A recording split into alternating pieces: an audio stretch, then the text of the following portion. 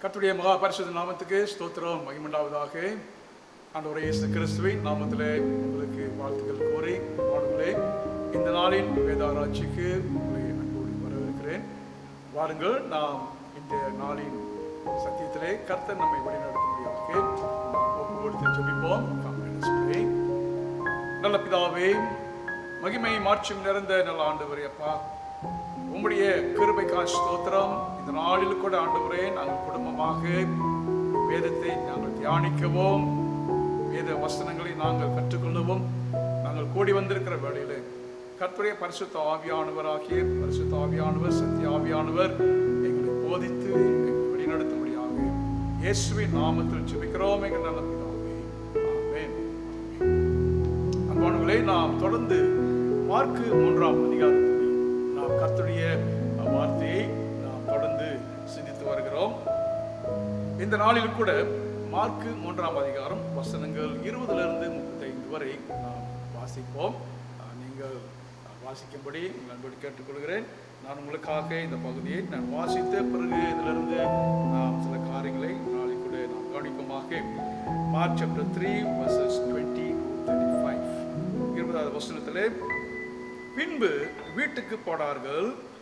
அங்கே அவர்கள் சாப்பிடுவதற்கும் சமயம் இல்லாதபடிக்கு அநேக ஜனங்கள் மறுபடியும் கூடி வந்தார்கள். அவருடைய இனத்தார் அதை கேட்டபோது அவர் மதி மயங்கி இருக்கிறார் என்று சொல்லி அவரை பிடித்துக் கொள்ளும்படி வந்தார்கள். எருசலேமிலிருந்து வந்த வேதப்பாரகர், இவன் பெயல்செபூலை கொண்டிருக்கிறான், பிசாசுகளை தலைவனாலே பிசாசுகளை துரத்துகிறான் என்றார்கள். அவர்களை அவர் அழைத்து உவமைகளாய் அவர்களுக்கு சொன்னதாவது, சாத்தானை சாத்தான் துரத்துவது எப்படி? ஒரு ராஜ்யம் தனக்கு தானே விரோதமாக பிரிந்திருந்தால் அந்த ராஜ்யம் நிலை நிற்க மாட்டாது. ஒரு வீடு தனக்கு தானே விரோதமாய் பிரிந்திருந்தால் அந்த வீடு நிலை நிற்க மாட்டாது. சாத்தான் தனக்கு தானே விரோதமாக எழும்பி பிரிந்திருந்தால் அவன் நிலை நிற்க மாட்டாமல் அழிந்து போவானே. பலவானை முந்தி கட்டினால் ஒழிய ஒருவனும் பலவானுடைய வீட்டுக்குள் புகுந்து அவன் உடைமைகளை கொள்ளையிடக்கூடாது. கட்டினானாகிய அவன் வீட்டை கொள்ளையிடுவான். மெய்யாகவே நான் உங்களுக்கு சொல்லுகிறேன், மனுஷர்கள் செய்யும் எல்லா பாவங்களும் அவர்கள் தூஷிக்கும் எந்த தூஷணங்களும் அவர்களுக்கு மன்னிக்கப்படும். ஒருவன் பரிசுத்த ஆவிக்கு விரோதமாக தூஷணம் சொல்வானாகில் அவன் என்னென்றைக்கும் மன்னிப்படையாமல் நித்திய ஆக்கினைக்குள்ளாயிருப்பான் என்றார். அசுத்த ஆவியை கொண்டிருக்கிறான் என்று அவர்கள் சொன்னபடினாலே அவர் இப்படி சொன்னார். அப்பொழுது அவருடைய சகோதரரும் தாயாரும் வந்து வெளியே நின்று அவரை அழைக்கும்படி அவரிடத்தில் ஆள் அனுப்பினார்கள். அவரை சுற்றிலும் உட்கார்ந்த ஜனங்கள் அவரை நோக்கி, இதோ உம்முடைய தாயாரும் உம்முடைய சகோதரரும் வெளியே நின்று உம்மை தேடுகிறார்கள் என்றார்கள். அவர்களுக்கு அவர் பிரதித்தனமாக, என் தாயார் யார், என் சகோதரர் யார் என்று சொல்லி தம்மை சூழ உட்கார்ந்திருந்தவர்களை சுற்றி பார்த்து, இதோ என் தாயும் என் சகோதரரும் இவர்களே, தேவனுடைய சித்தத்தின்படி செய்கிறவன் எவனோ அவனே எனக்கு சகோதரனும் எனக்கு சகோதரியும் எனக்கு தாயுமாய் இருக்கிறான் என்றார் என்பதை கர்த்தர் வசனங்களை ஆசீர்வதித்தார். அன்பானவர்களே, நாம் கடந்த பாடத்திலே 1ஆம் அதிகாரம் 6வது வசனத்திலே அங்கே ஆண்டவராகிய இயேசு கிறிஸ்துவுக்கு எழுந்த ஒரு எதிர்ப்பை குறித்து அந்த வசனத்தில் அங்கு சொல்லப்பட்டிருக்கிறது. உடனே பரிசேயர் புறப்பட்டு போய் அவரை கொலை செய்யும்படி அவருக்கு விரோதமாக ஏரோதியரோடு கூட ஆலோசனை பண்ணினார்கள். We see the Pharisees and Herodians, they took counsel to kill Jesus. They are the opponents of Jesus. இவர்கள் பரிசேயர்களும் சதுசேயர்களும் பிறகு ஏரோது அரசாங்கமும் இயேசுவை கொலை செய்யும்படி அவருக்கு ஒரு எதிர்ப்பாக எதிராளிகளாக காணப்பட்டார்கள். ஆனால் இந்த பகுதியில் நாம் ஒரு வித்தியாசமான ஒரு எதிர்ப்பை குறித்து இங்கே நான் பார்க்க போகிறோம். Going to see a different kind of opposition to Jesus and his ministry. இந்த இடத்துல பாருங்களே, இந்த வாசித்த பகுதியில் இயேசு சுவாமியும் அவருடைய சீஷர்கள் பிறகு அவர்களோடு கூட இணைந்த அந்த வேத பார்க்கர்களும் இவர்கள் ஆண்டவராய் இயேசு கிறிஸ்துவை புரிந்து கொள்ளாதபடிக்கு, அவருடைய ஊழியத்துக்கு எந்த விதத்திலும் ஆதரவு கொடுக்காதபடிக்கு அவர்கள் இப்பொழுது எதிர்த்து வருகிறதை பார்க்கிறோம். So now we are going to see the other kind of opposition from Jesus and his own family, where they could not understand and they did not support Jesus and his ministry. இங்கே வித்தியாசமான ஒரு சூழ்நிலையில் ஆண்டவர் தன்னுடைய சொந்த குடும்பமே அவருக்கு எதிர்ப்பாக வருகிறதை நம்ம பார்க்கிறோம். இந்த பகுதியை நான் 3 விதமாக நான் பிரிக்கலாம். We can divide this passage into 3, verse 20 to 21. It's all about Jesus' own family. 3ஆம் அதிகாரம் 20-21 வரைக்கும் இயேசுவின் சொந்த குடும்பத்தை குறித்து அங்கே நாம் பார்க்கலாம். பிறகு 22லிருந்து 30வது வசனம் வரைக்கும் verse 20 to 30 we see Jesus exorcism and his defensiveness. இந்த பகுதியில் இயேசுவாமி அவர் சாசுகளை துரத்துகிறார், அவர் எந்த விதத்தில் துரத்துகிறார் என்று அவரை குறித்து சொல்லப்பட்ட காரியங்களும், பிறகு இயேசுவாமி அதுக்கு என்ன ஒரு தற்காத்து அவர் பேசினார் என்ற காரியங்களை குறித்து அங்கே நாம் பார்க்கிறோம். மூன்றாவதாக வசனங்கள் 31-35 வரைக்கும் verse 31-35 Jesus view of his new family. இங்கே இயேசு சுவாமி அவருடைய சொந்த குடும்பத்தை குறித்து அவர்கள் யார், தன்னுடைய சொந்த குடும்பம் யார் என்று அவர் இந்த ஒரு தெளிவை அங்கு உண்டு பண்ணுகிறதை நான் பார்க்கிறோம். முதலாவதாக we're going to see the Jesus own family, verse 20 and 21. 20-21 நான் பார்க்கும்போது இந்த வசனத்துல அவருடைய சொந்த வீட்டார், அவருடைய இனத்தார் என்று சொல்லி அங்கே சொல்லப்பட்டிருக்கிறது. ஆங்கில பைபிள்ல ஒரு டிஃப்ரெண்ட் வெர்ஷன் இருக்கும். ஒரு வெர்ஷன்ல ஹிஸ் பீப்புள்னு இருக்கும், பிறகு இன்னொரு வெர்ஷன்ல ஹிஸ் ரிலேட்டிவ்ஸ்னு இருக்கும், பிறகு அவருடைய சொந்த குடும்பம். விதமாக அவருடைய குடும்பம், அவருடைய சுற்றார், சொந்தக்காரர்கள், உடன்பிறப்புகள் எல்லாம் சேர்ந்து தான் இந்த வசனத்தில் இருக்குது. ஆக இயேசுவுக்கு அவருடைய சொந்த குடும்பம், அவருடைய சகோதரர்கள், அவருடைய தாயார், அவருக்கு சுற்றம், இனத்தார், சொந்தக்காரர்கள், இவர்கள் எல்லாம் பாருங்க இங்க கூடி வந்துட்டாங்க. இப்போ இந்த பக்கத்தில் இயேசுவாமி அவர் ஒரு வீட்டுக்குள்ள அவர் பிரசங்கம் செய்து கொண்டிருக்கிறார். Jesus was doing his teaching ministry in the house. இங்க அந்த வீட்டை சுற்றி நிறைய பேர் இருக்கிறாங்க, மற்றவர்கள் இருக்கிறாங்க, சீஷர்கள் இருக்கிறாங்க, அவர் சுற்றி மற்ற ஜனங்கள்லாம் கூடி வந்துட்டாங்க. ஆனா அவருடைய இனத்தார் வீட்டுக்கு வெளியில அவர்கள் நின்று கொண்டு இங்க இயேசுவாமி எதிர்ப்பாக அவர்கள் வருகிறதை நம்ம பார்க்கிறோம். இந்த யாரெல்லாம் வந்தார்கள் சொல்லி அந்த வசனத்துல பார்க்கும்பொழுது அவருடைய சகோதரர்கள், அவருடைய இனத்தார்கள், மாத்திரமல்ல இயேசுவினுடைய சொந்த தாயார். 31வது வசனத்துல அப்பொழுது அவருடைய சகோதரரும் தாயாரும், அங்கே சகோதரர்கள் தாயாரும் இருக்கிறாங்க. மரியாள், மேரி also was in the group. யோவான் 7ஆம் அதிகாரம் 3வது வசனத்துல இந்த இயேசுவினுடைய சொந்த குடும்பத்தை குறித்து இன்னொரு காரியம் அங்கே யோவான்ல நாம் வாசிக்கிறோம். John chapter 7 verse 3. We can read about something about Jesus' own family. 3வது வசனத்துல அப்பொழுது அவருடைய சகோதரர் அவரை நோக்கி, நீர் செய்கிற கிரியைகளை உம்முடைய சீஷர்களும் பார்க்கும்படி இவ்விடம் விட்டு யூதேயாவுக்கு போகும். பிரபலமாயிருக்க விரும்புகிற எவனும் அந்தரங்கத்திலே ஒன்றும் செய்ய மாட்டான். நீர் இப்படி சேவைகளை இப்படிப்பட்டவர்களை செய்தால் உலகத்துக்கு உண்மை வெளிப்படுத்தும் என்றார்கள். ஸோ இந்த பகுதியில் இயேசுவாமியும் அவருடைய சகோதரர்களாம் அவரிடத்துல வந்து என்ன சொல்றாங்க, நீ உனக்கு பேர் புகழும் வரணும்னா நீ இங்கே இருக்க வேணாம், நீ மற்ற ஊருக்கு போனா உனக்கு பேர் புகழ் எல்லாம் வரும். அப்போ இந்த இடத்துல இயேசுவினுடைய சொந்த சகோதரர்கள் அவரை எந்த விதத்துல அவரை புரிந்து வைத்திருந்தார்கள் என்று சொல்லி பார்க்கிறோம். You can see how well this own family, the brothers of Jesus, understood Jesus and his ministry.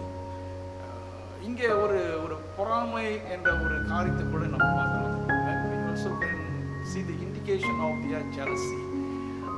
அனைவத்தில் சொந்த குடும்பத்தில் இப்படிப்பட்ட ஒரு போராட்டங்கள் இயேசுவாமிக்கு இருந்தது போல இன்னைக்கும் நமக்கும் இந்த உலக சொந்த குடும்பத்தில் நிறைய போராட்டங்கள், ஆவிக்குரிய போராட்டங்களை கூட நாம் இன்னைக்கு சந்திக்கிறவர்களாக இருக்கிறோம். அடுத்தபடியாக அங்கே இவர்கள் கேட்ட பொழுது அவருடைய இனத்தார் கேட்டார்கள். Their own family relatives heard about Jesus.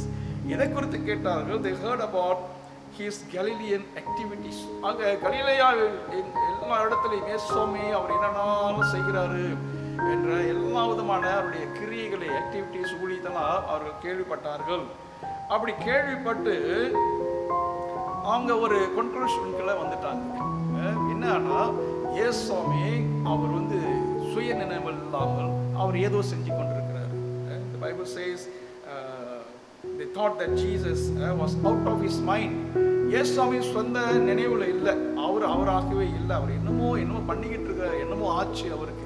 So அப்படிப்பட்ட ஒரு சிந்தனையோடு இருக்கிறாங்க.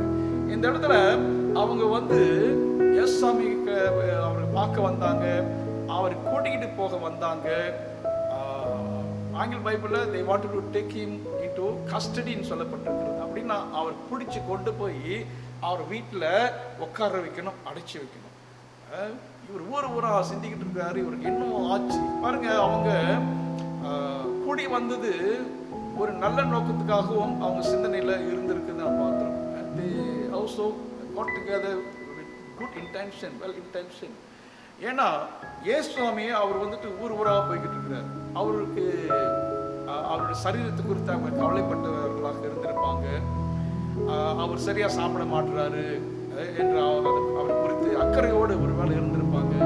இந்த மாதிரி சாப்பிடாம ஊரெல்லாம் அவர் திரும்பி கொண்டு அவர் போகும்பொழுது அவர் சரீரம் பாதிச்சிரும். அப்படிப்பட்ட ஒரு நல்ல எண்ணத்தோடு அவர்கள் ஒருவேளை அவர் கூட்டிகிட்டு போய் அவர் பிடிச்சு வைக்கிறதுக்கு அவங்க பிரயாசம் எடுத்து வந்திருக்கிறாங்க.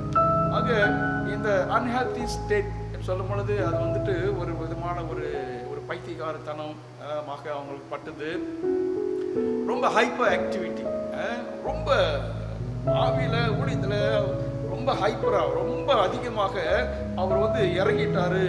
ஸோ இதனால் அவருக்கு பாதிப்பு வரும்போது சொல்லி ஒருவேளை அப்படிப்பட்ட ஒரு பயத்தில் கூட இவங்க இயேசுவை பிடிச்சு கொண்டு போகிறதுக்கு ஒருவேளை வந்திருக்கலாம்.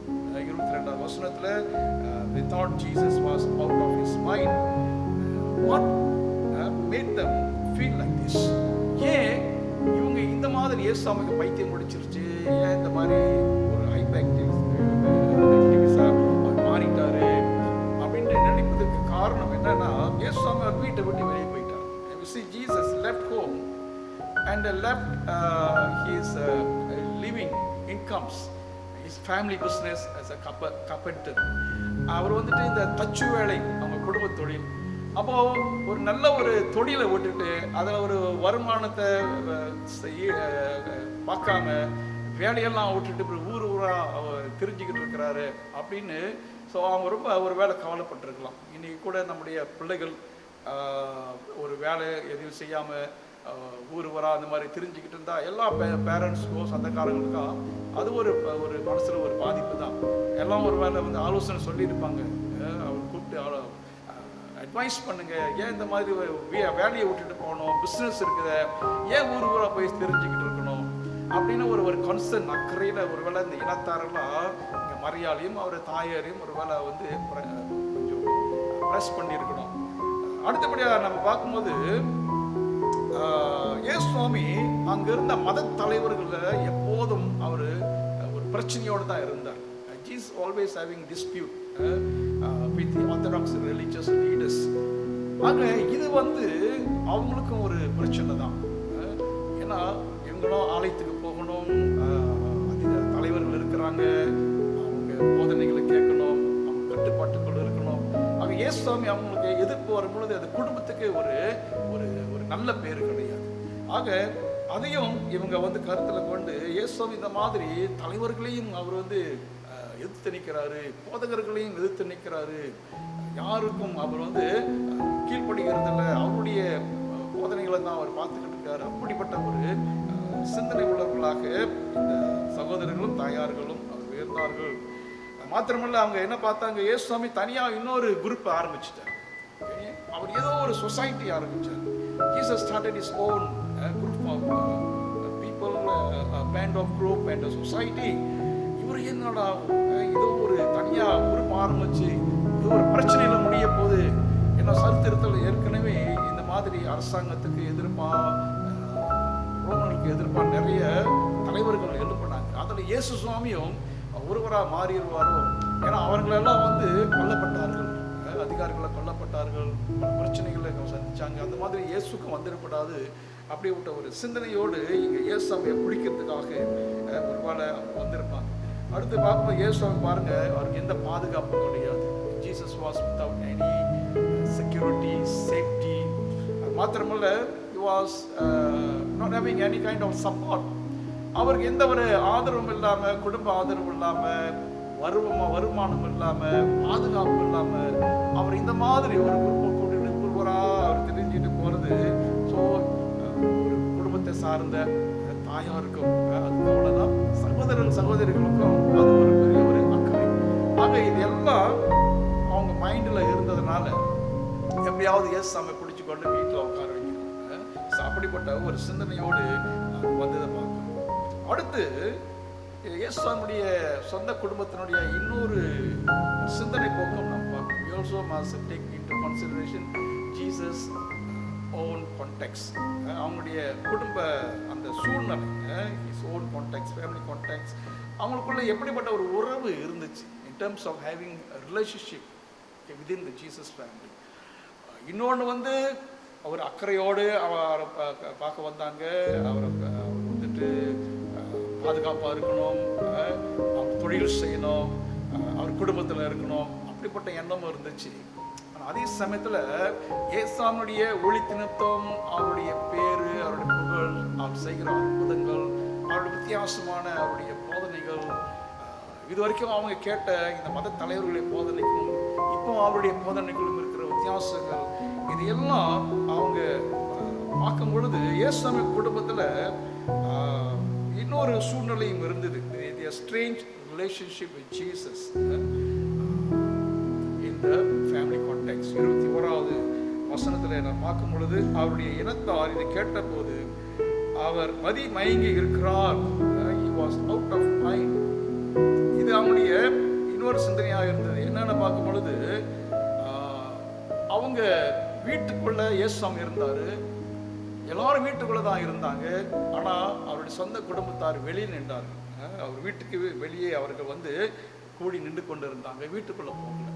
அப்போது இந்த இடத்துல இயேசுவாமிக்கும் அவனுடைய குடும்பத்துக்கும் ஏதோ ஒரு ஃப்ரிக்ஷன், ஒரு நல்ல ஒரு குடும்ப ஒரு சூழ்நிலை இல்லை, நல்ல ஒரு அண்டர்ஸ்டாண்டிங் இல்லை. இயேசுவாமி கிட்ட இவங்க நெருங்கிறதுக்கு அவருடைய ஊழியமும் அவருடைய ஆண்டவரை குறித்து அவருக்கு செய்கிற காரியங்களும் அவங்களுக்கு ஏதோ ஒரு தடையாக அங்கு இருந்திருக்க வேண்டும். காரணம், சிஷ்யர்களும் மற்றவர்களும் இயேசுவியை பார்க்கிறதுக்கும் அவருடைய சத்தியத்தை கேட்பதற்கு கூடி வந்தார்கள். சொந்த குடும்பம் வெளியே நின்றார்கள். ஆக இவர்களும் அந்த கூட்டத்தில் போய் உட்கார்ந்துருக்கு. ஆனால் இங்கே வெளியில நிற்கிறதை நான் பார்க்குறோம். இங்கே ஒரு வித்தியாசமான ஒரு குடும்ப சூழ்நிலை இங்கே நான் பார்க்குறோம். அது மாத்திரமில்லை, அவர்களே அந்த கூட்டத்தில் இயேசுவாமி பிரசங்கம் செய்து கொண்டிருந்தார், போதித்து கொண்டிருந்தார். அவருடைய பிரசங்கத்தை எல்லாரும் கீழ்ப்படிதலோடு கேட்டுக்கொண்டிருந்தார்கள், ஆர்வத்தோடு கேட்டுக்கொண்டிருந்தார்கள்.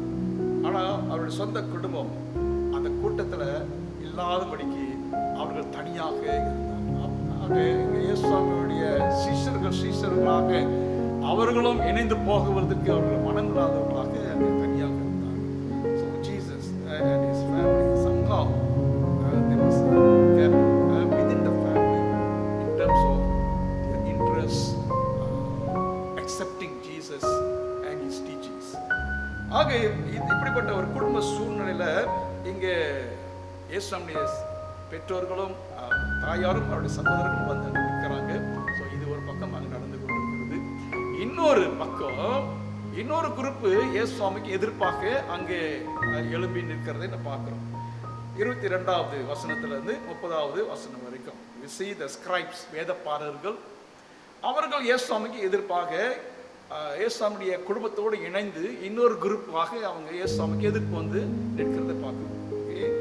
They seems to be the other opponents together with Jesus' own family. இவங்க எதிர்ப்பு எப்படி கொடுத்தாங்கன்னாக்கா, இயேசுவாமி பிசாசுகளை துரத்தி கொண்டிருந்தார்.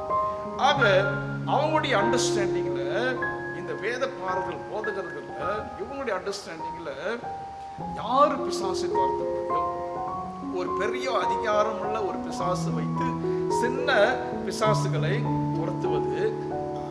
அந்த காலத்தில் இருந்த பிசாசு துரத்துக்கிறவர்கள் மந்திரவாதிகள் இந்த மாதிரி செஞ்சு கொண்டு இருந்தாங்க. Having bigger power, satanic power to control the smallest Satans. So this was the common practice at the time. So அப்படிப்பட்ட ஒரு காரியத்தை தான் இயேசுசாமி செய்கிறாருன்னு சொல்லி இந்த வேத பாரகர்கள்லாம் இயேசுசாமி பிசாசு துரத்துக்கிறத குறித்து கமெண்ட்ஸ் கொடுத்தாங்க. And they accused Jesus because Jesus was in a line with Satan. இவர் இது ஆண்டவருடைய மகன் சொல்றாரு, தேவனால் அனுப்பப்பட்டவன் சொல்கிறாரு, இப்போ பிசாசோடு இணைந்துதான் இவர் பிசாசு துரத்தி கொண்டிருக்கிறார் சொல்லி அவருடைய பிசாசு துரத்துக்கிற அந்த ஊழியத்தை குறித்து அவர்கள் வித்தியாசமாக அவர்கள் பேசினார்கள். 3ஆம் அதிகாரம் 22வது வசனத்தில் பார்க்கிறோம். எருசலேமிலிருந்து வந்த வேதபாரகர், இவன் பெயல்செபூலை கொண்டு இருக்கிறான், பிசாசுகளின் தலைவனாலே பிசாசுகளை துரத்துகிறான் என்றார். ஆக இதை இயேசுசாமி அவர் டிஃபைன் பண்றார். So the rest of the verses 23 இருந்து நம்ம தொடர்ந்து 30வது வசனம் வரைக்கும் பார்க்கும் பொழுது இயேசுசாமி இந்த வேதபாரர்களுடைய அவங்களுடைய அக்யூசேஷனை அவர் எதிர்த்து அவர் ஓமைகளாக 2 காரியத்தை சொல்கிறார். ஒன்று என்ன சொல்றாரு, பலவானை முதல்ல கட்டணும். அப்ப பலவானை கட்டினாதான் அவனை மேற்கொள்ள முடியும். ஆக பிசாசு பலவானா இருக்கிறான், அவனை எப்படி கட்ட முடியும்? ஆக இங்க ஆண்டவராக இயேசு சுவாமி அவர் எப்படி பிசாசை துரத்தினார்? அவர் தேவனுடைய வல்லமையில, பரிசுத்த ஆவியினுடைய வல்லமையில அவர் பிசாசை துரத்தினார். ஆக இவங்க சொல்றபடி பிசாசை கொண்டு பிசாசை எப்படி துரத்த முடியும்? ஆக ஆண்டவர் இன்னொரு காரியத்தை சொல்லுகிறார். ஒரு வீட்டுக்குள்ள நுழையணுமா, அந்த வீட்டுல இருக்கிற பலவானை முதலாவது கட்ட வேண்டும். ஆக இன்னைக்கு ஆண்டவர் இயேசு என்ன சொல்றாரு, அவர் கர்த்தருடைய பரிசுத்த ஆவியின் வல்லமையில பிசாசுகளை கட்டுகிறார். இவர்கள் சாத்தானை கொண்டு பிசாசுகளை கட்டுகிறார் சொல்லி அவர் குறித்து ஒரு தவறான பேசும்பொழுது ஆண்டவர் இந்த இடத்துல அவர் குறித்து அவர் சத்தியமாக அவருடைய ஊழியத்தை குறித்தும் அவருடைய வல்லமை குறித்தும் பரிசுத்த ஆவி குறித்தும் அவர் தற்காத்து பேசுகிறதை பார்க்கிறோம். You see how Jesus defending his ministry of casting the demons, not using the Beelzebub to cast out demons, but Jesus cast demons and bind the devil and Satan with the power of the Holy Spirit. So Jesus and his ministry involves the destruction of Satan's. நம்ம வேதத்தில் சுவிசேஷத்தில் பார்க்குற இயேசுசாமி அநேக பிசாசுகளை அவர் அழித்தார், துரத்தினார். நம்ம நிறைய இடங்களில் நம்ம வாசிக்கலாம். மத்திய 12ஆம் அதிகாரம் 24வது வசனத்தில், லூக்கா 11:15. இந்த இடங்களெல்லாம் ஆண்டவர் பிசாசுகளை அவர் எப்படி மேற்கொண்டார் என்ற பகுதிகளை நம்ம அங்கே வாசிக்கலாம். 23வது வசனத்தில் இருந்து 27 வரைக்கும் ஆண்டவராய் இயேசு சுவாமி பிசாசை எப்படி துரத்தினார் என்று சொல்லி அவர் முதலாவது அங்கே டிஃபைன் பண்ணி பேசுகிறதை பார்க்கிறோம். 28லிருந்து 29 வரைக்கும் ஆண்டவர் பரிசுத்த ஆவியை குறித்து அங்கே பேசுகிறார். அசுத்த ஆவிகளை கொண்டு அசுத்த ஆவிகளை துரத்த முடியாது, ஆனால் பரிசுத்த ஆவியை கொண்டுதான் அசுத்த ஆவிகளை மேற்கொள்ள முடியும், துரத்த முடியும், கட்ட முடியும். ஆக 28லிருந்து 29வது வசனத்துல, மெய்யாகவே நான் உங்களுக்கு சொல்லுகிறேன், மனுஷர்கள் செய்யும் எல்லா பாவங்களும் அவர்கள் தூஷிக்கும் எந்த தூஷணமும் அவர்களுக்கு மன்னிக்கப்படும். ஒருவன் பரிசுத்த ஆவிக்கு விரோதமாக தூஷணம் சொல்வானாகில் அவன் என்றைக்கும் மன்னிப்படையாமல் நித்திய ஆக்கினை கொள்ளவனாக இருப்பான். ஆக ஆண்டவர் என்ன சொல்றாரு, யாராவது பரிசுத்த ஆவிக்கு விரோதமாக தூஷணம் சொன்னால் அது மன்னிக்கப்படாது, அவன் தண்டனைக்குரியவனாக இருப்பான். If anyone blasphemes against the Holy Spirit, he will be subject to destruction and judgment. ஆக இந்த இடத்துல ஆண்டவர் எச்சரிக்கிறார், பரிசுத்த ஆவியின் ஊழியத்தை நான் செய்து கொண்டிருக்கிறேன், பரிசுத்த ஆவியின் வல்லமையிலே நான் துரத்தி கொண்டிருக்கிறேன், நீங்கள் அதை பிசாசு அசுத்த ஆவி என்று சொல்லாதீர்கள், அது தேவ தூஷணம். It seems to be a blasphemy to say that I'm doing ministry with the power of Satan. ஆனால் இயேசுவினுடைய ஊழியம் பரிசுத்த ஆவியினாலே மேற்கொண்ட ஒரு ஊழியமாக இருந்தது. ஆக here we see Jesus warning that God will bring judgment on those who speak against the Holy Spirit. யாரெல்லாம் பரிசுத்த ஆவியானவருக்கு விரோதமாக அவர்கள் பேசினார்களோ அவர்கள் மேல் தேவனுடைய நியாயத்திற்கும் கோபம் வரும் என்று சொல்லி அங்கே ஆண்டவர் எச்சரிக்கிறதை நாம் பார்க்கிறோம். மத்திய 12:28 லூக்கா 11:20 அங்கே பார்க்கும் பொழுது அவர்களே Jesus saying that the Holy Spirit and those who talk against Holy Spirit they will not be given. யாரெல்லாம் பரிசுத்த ஆவிக்கு விரோதமாக செய்கிறார்களோ பேசுகிறார்களோ அவருடைய பாவங்கள் மன்னிக்கப்படாது என்ற காரியம் அவர் எந்த ஒரு கான்டெக்ட்ல அவர் பேசினார் என்றால் இந்த கான்டெக்ட்லும் அவர் அப்படிதான் பேசுகிறார். அங்கே 30 வசனத்துல அசுத்த ஆவியை கொண்டிருக்கிறான் என்று அவர்கள் சொன்னபடினாலே அவர் இப்படி சொன்னார். Because he was accused of using the evil spirit, the Satan, to control, to cast out demons. ஆண்டவர் சொல்கிறாரு பரிசுத்த ஆவிக்கு விரோதமாக சொல்லுகிற பேசுகிற பாவங்கள் மன்னிக்கப்படாது. எது மன்னிக்கப்படாது?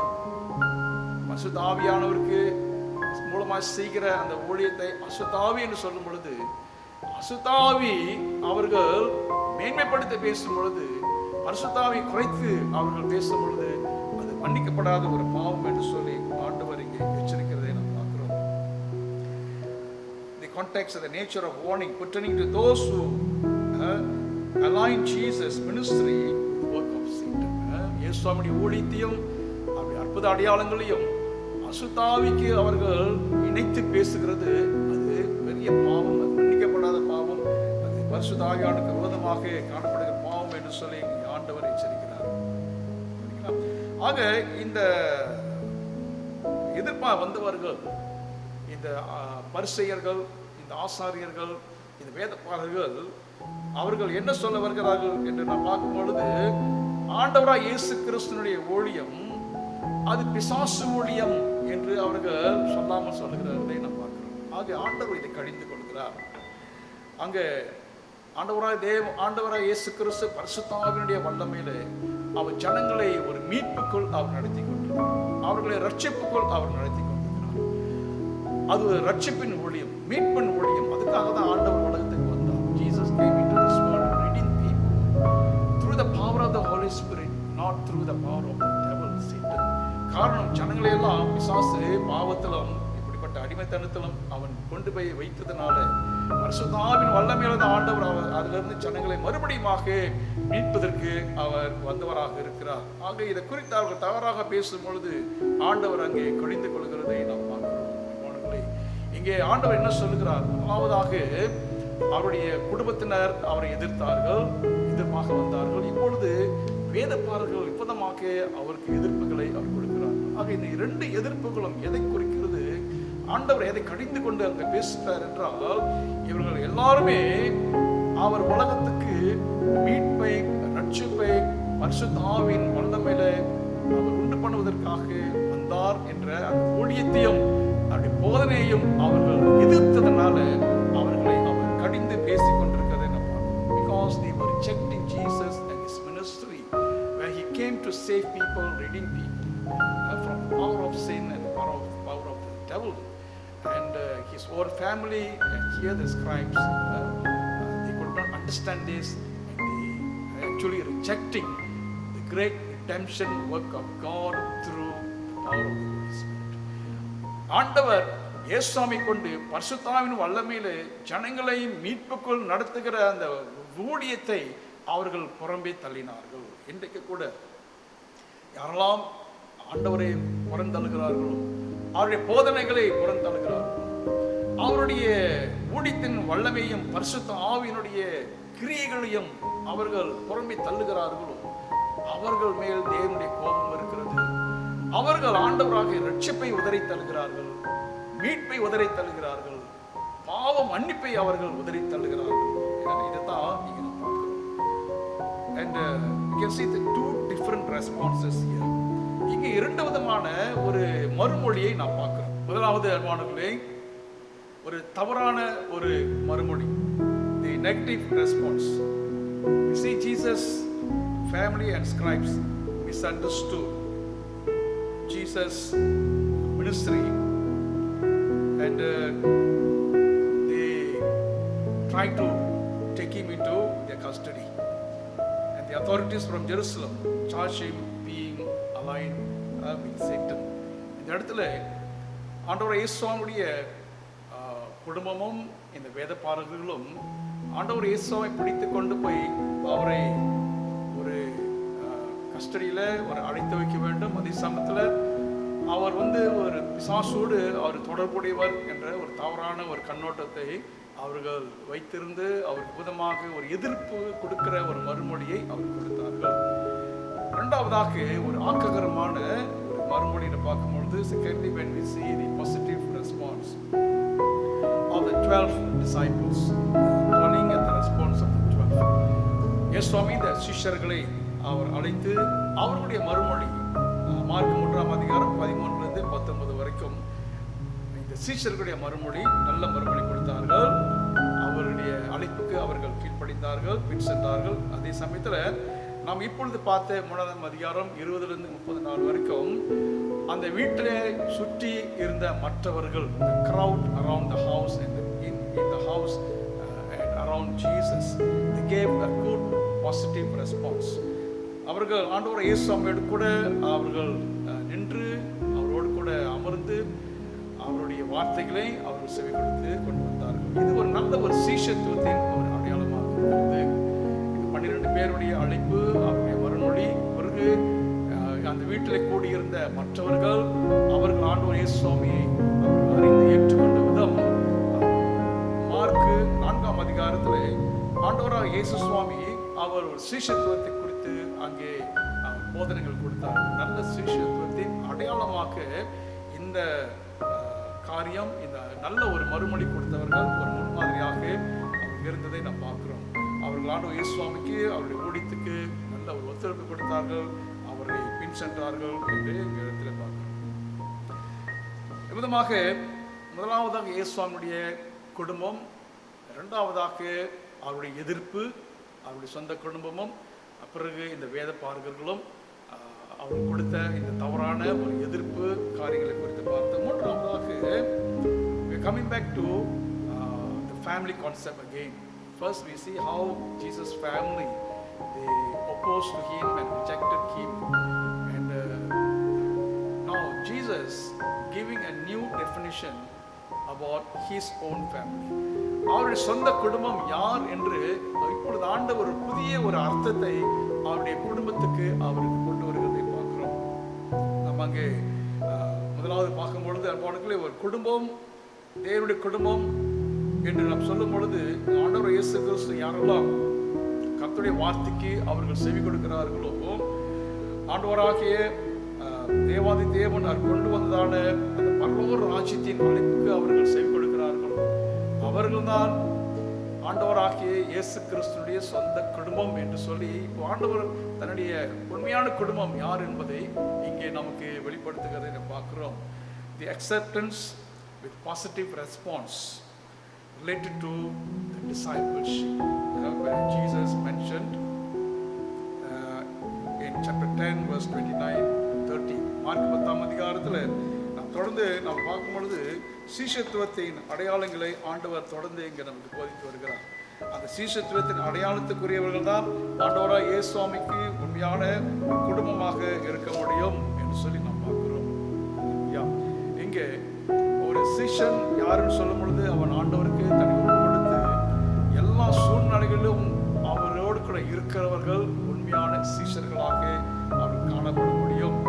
சமயத்தில் 1ஆம் அதிகாரம் 20வது வசனத்தில் அங்கே உண்மையான சீஷத்துவத்தின் அடையாளத்தை குறித்து அங்கே பார்க்கும் பொழுது, உடனே அவர்களை அழைத்தார். அப்பொழுது அவர்கள் தங்கள் தகப்பனாகிய செபதேவியை கூலியாட்களோடு படவிலை விட்டு அவருக்கு சென்றார்கள். இங்கே யாக்கோப்பு, யோவான் செபதேவியின் குமாரர்கள் இயேசுவாமி பின்பற்றுங்கள், என் பின்னே வாருங்கள் சொல்லும் பொழுது எல்லாவற்றையும் விட்டவர்களாக அவருக்கு பின் சென்றார்கள்.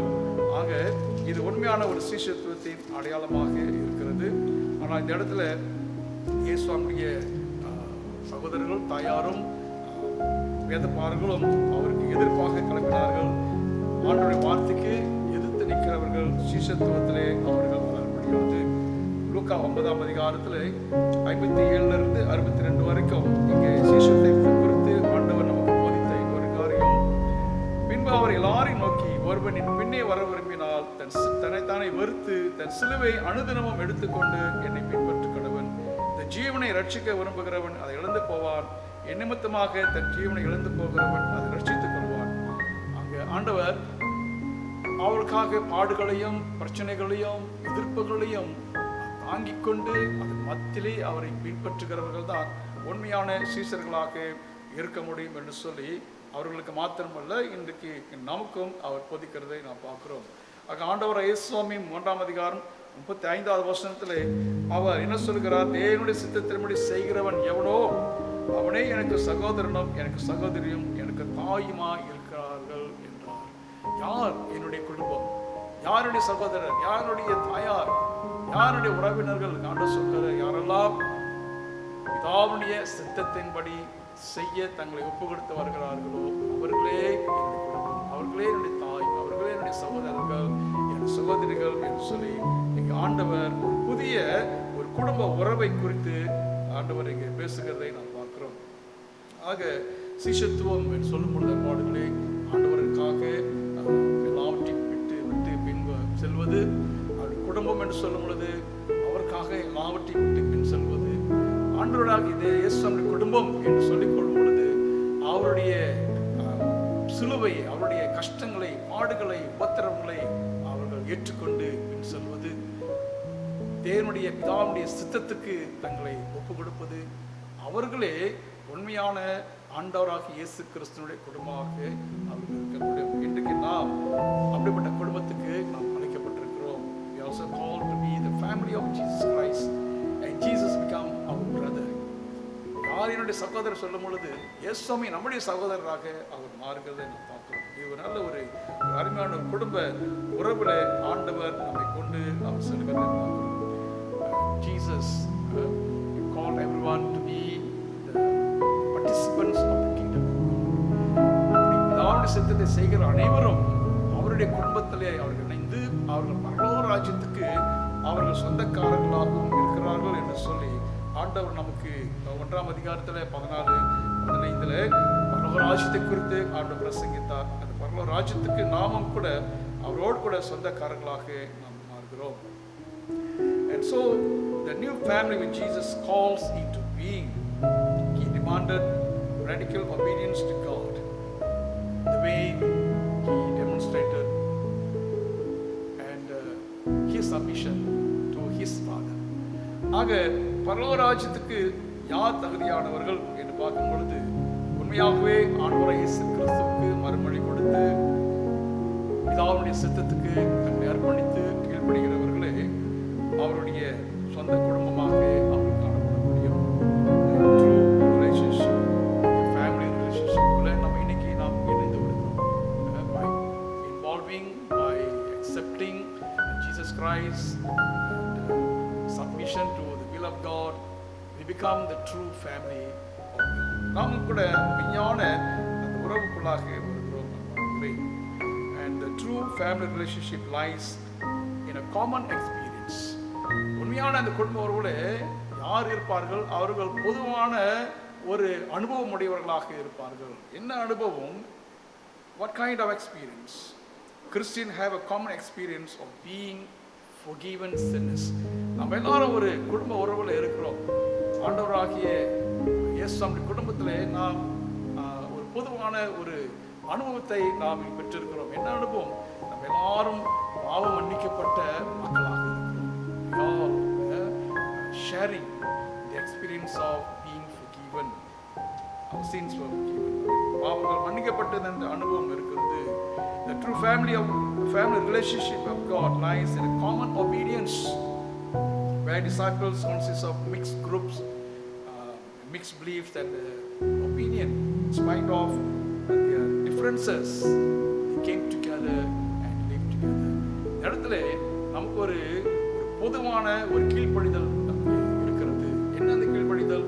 நம்ம எல்லாரும் சீஷர்கள் பார்க்கும்பொழுது அவர்கள் வித்தியாசமுள்ளவர்களாக இருந்தார்கள், வித்தியாசமுள்ள ஞானம் அறிவுள்ளவர்களாக இருந்தார்கள். ஆனாலும் கூட ஆண்டவர் இயேசு கிறிஸ்துவுக்குள் அவர்கள் இந்த வித்தியாசத்தின் மத்தியிலே அவர்கள் கீழ்ப்பணிந்தவர்களாக அவர் காணப்பட்டார்கள். இன்னைக்கு நம்முடைய எல்லா வித்தியாச மத்தியிலும் அன்பானவர்களே, நாம் ஆண்டவருக்கு கீழ்ப்பணிந்து வரும் பொழுது நாம் ஒரு பொதுவான ஒரு உண்மையான குடும்பத்துக்கு நாம் சொந்தக்காரர்களாக இருக்கிறோம். And the true family relationship lies in a common goal. நமக்கு ஒரு பொதுவான ஒரு நோக்கம் இருக்கிறது. அது என்ன நோக்கம்? ஆண்டவரை அறியாத மக்களுக்கு ஆண்டவருடைய வசனத்தை சொல்லி அவர்களும் ரட்சிப்புக்குள் அவர்கள் கடந்து வருவது, ஆத்துமாக்களை ஆதாயப்படுத்துகிற கோல் இலக்கு நமக்கு கொடுக்கப்பட்டிருக்கிறது. Where the Christians share the common goal to win men for Christ. ஆண்டவருக்காக மக்களை ஆதாயப்படுத்துகிற ஒரு இலக்கு, ஒரு ஊழியம் இன்னைக்கு இருக்கிறது. ஆக நாம் ஒரு குடும்ப உறவுல இன்னைக்கு இணைக்கப்பட்டிருக்கிறோம். இயேசுவோடு கூட நாம் குடும்பத்தில் இருக்கிறோம். நமக்கு ஒரு பொதுவான ஒரு அனுபவம் இருக்கிறது, மன்னிக்கப்பட்டவர்கள் அனுபவம். நமக்கு ஒரு பொதுவான கீழ்ப்படிதல் இருக்கிறது. நாம் கர்த்தருடைய சித்தத்துக்கு நாம் இணங்கி நாம் ஒப்பு கொடுத்து கீழ்ப்படிந்து இருக்கிற மக்களாக இருக்கிறோம். நமக்கு ஒரு பொதுவான ஒரு ஊழியம் இருக்கிறது, மக்களை ஆண்டவருக்காக ஆதாயப்படுத்துகிறோம்.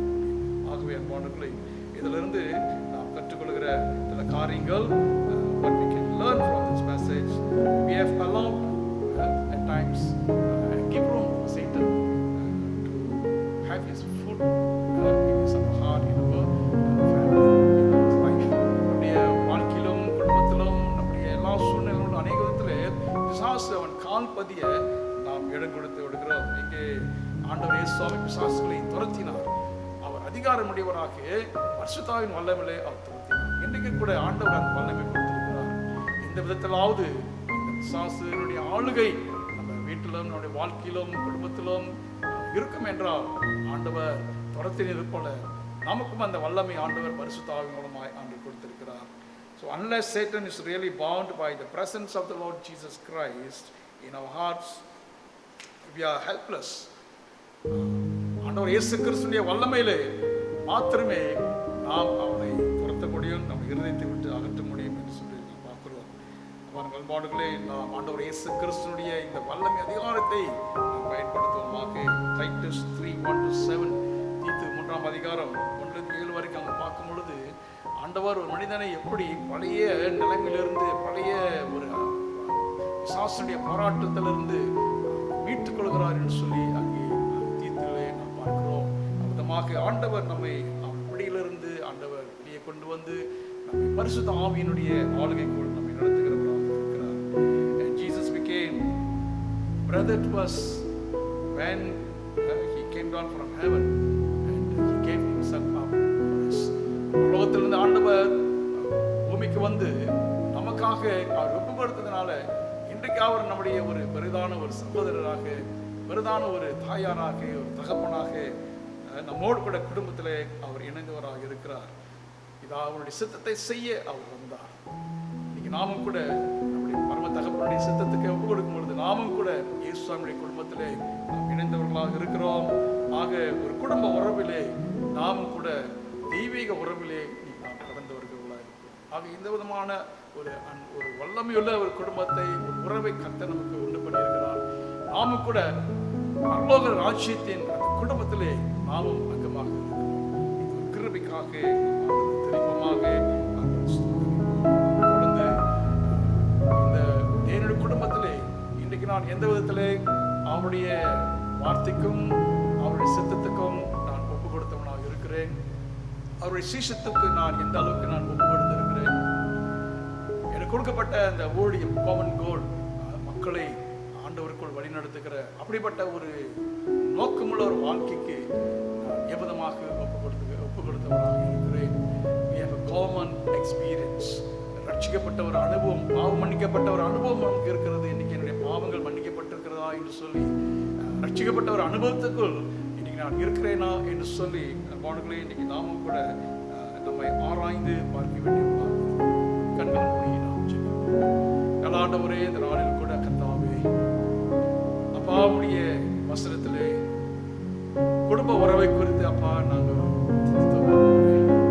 இயேசு சுவாமியுடைய சொந்த குடும்பம், அவருடைய வாழ்க்கையிலும் அவருடைய ஊழியத்திலும் அவர்களுடைய பங்கு எவ்விதமாக இருந்தது, எவ்விதமாக அவர்களை இயேசுவை புரிந்து கொள்ளாமல் இருந்தார்கள் என்ற அந்த காரியத்தில் கூட இன்றைக்கு கூட அப்பா என்னுடைய உலக பிரகாரமான குடும்ப உறவுகளை கூட இப்படிப்பட்ட ஒரு ஆண்டவரே ஒரு வித்தியாசமான சூழ்நிலைகளையும் புரிந்து கொள்ள முடியாத ஒரு சூழ்நிலைகளையும் ஆண்டவரே வருத்தத்தக்க ஒரு சூழ்நிலைகளையும் நாங்கள் கூட கடந்து போகிறோம். ஆனாலும் நாங்கள் உம்முடைய குடும்பத்தில் இருக்கிறோம் ஆண்டவரே. நீர் எங்களை உம்முடைய தெய்வீக குடும்பத்தில் வைத்திருக்கிறீர். உம்முடைய அன்பின் குடும்பத்தில் எங்களை நடத்தி வைத்திருக்கிறீர் அப்பா. ரட்சிக்கப்பட்ட குடும்பத்தில் எங்களை வைத்திருக்கிறீர் கர்த்தாவே. பிதாவுடைய சித்தத்தை செய்வதற்கு எங்களை வைத்திருக்கிறீர் ஆண்டவரே. பரலோக ராஜ்யத்தின் குடும்பத்திலே கர்த்தர் எங்களை வைத்ததுக்காக உங்களுக்கு நன்றி செலுத்துகிறோம். பரிசுத்த ஆவியானவர் எங்களோடு கூட இருக்கிறீர். எங்களை விசுவாசி எந்த விதத்திலும் ஐயா ஆளுகை செய்ய முடியாதபடிக்கு அவனை நாங்கள் துரத்த முடியாத அதிகாரத்தையும் வல்லமை கர்த்தர் எங்களுக்கு கொடுத்ததுக்காக துதிக்கிறோம். அல்லேலூயா, ஸ்தோத்திரம் பிதாவே. ஆண்டவரே, இந்த நாளில் கூட இயேசுவாமி எல்லா எதிர்ப்புகளின் மத்தியிலும் ஆண்டவரே பிதாவுடைய சித்தத்துக்கு அவர் தன்னை ஒப்பு கொடுத்தது போல இன்றைக்கும் ஆண்டவரை பிசாசு மூலமாக மாத்திரமல்ல, மனிதர்கள் எந்த உறவுகள் மூலமாக வருகிற எல்லா எதிர்ப்புகளையும் நாங்கள் கடந்து ஆண்டவரே உம்மை மாத்திரமே நாங்கள் பார்க்கவோ உம்முடைய சித்தத்தை மாத்திரமே நாங்கள் செய்ய முடியாகவோ கர்த்தருடைய பரிசுத்த ஆவியானவர் எங்களை தொடர்ந்து வழிநடத்த பலப்படுத்துகிறாய். இயேசுவின் நாமத்தில் ஜெபிக்கிறோம் எங்கள் நல்ல பிதாவே. ஆமென், ஆமென். கர்த்தரோடு இருப்பாராக.